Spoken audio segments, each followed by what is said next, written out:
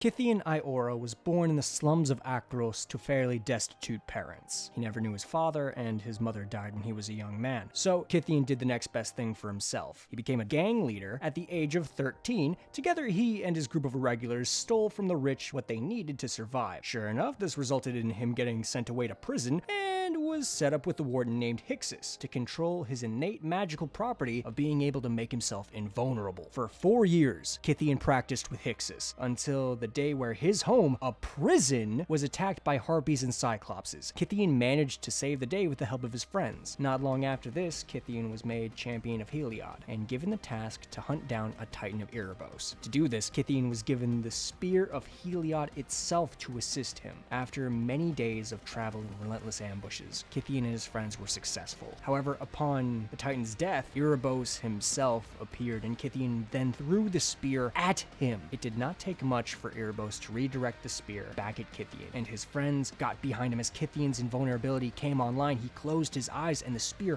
found its mark. Gideon would open his eyes and find himself surrounded by a leveled forest, and his friends who were just behind him dead, and him covered in their blood. In that moment, Gideon Iora's spark ignited, and he was taken to the plain of Bant on Alara, where he took up the name we all know him better as, Gideon Jura. From here, Gideon would have his run-ins with the likes of Chandra and Alar, and the two would strike up a very interesting frenemy dynamic. One day, Gideon would be searching Zendikar for Chandra when he would be beset by Eldrazi while camping. Gideon fought for days, and eventually managed to secure Fort Kef when Emrakul appeared, and Gideon realized he could not fight this titan alone. So he went to Ravnica to find allies and found the Boros Legion. From here, Gideon would jump between Ravnica, helping the Boros, and Seagate on Zendikar, until Gideon found Jace when looking for a Hedron expert. From here, Gideon would gather the most battle-hardened veterans to Seagate to defend Zendikar from the Eldrazi, and it was in this state the Gatewatch was formed, with Gideon as a founding member, and would go on quite the impressive streak, wrapping up Ulamog and Kozilek and turning them to ash, imprisoning Emrakul and Innistrad's moon, and even aiding the resistance on Kaladesh. However, it would be on Amonkhet Gideon would be humbled, as he not only found religion again, but just as quickly had it taken away, and was then beaten senseless by Nicol Bolas, being bounced around like a ball, and even had a talon pierce his invulnerable shield.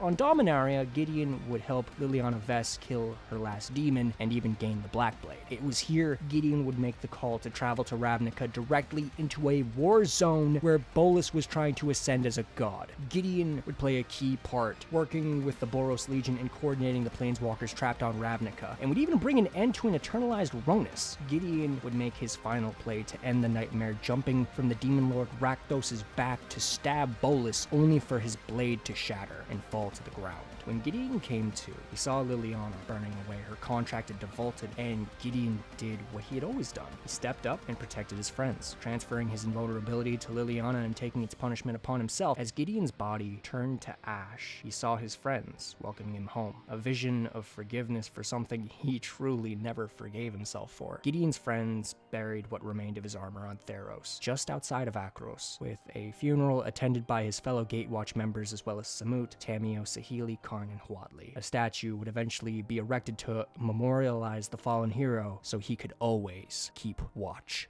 Thank you so much for watching, and may your revels never end.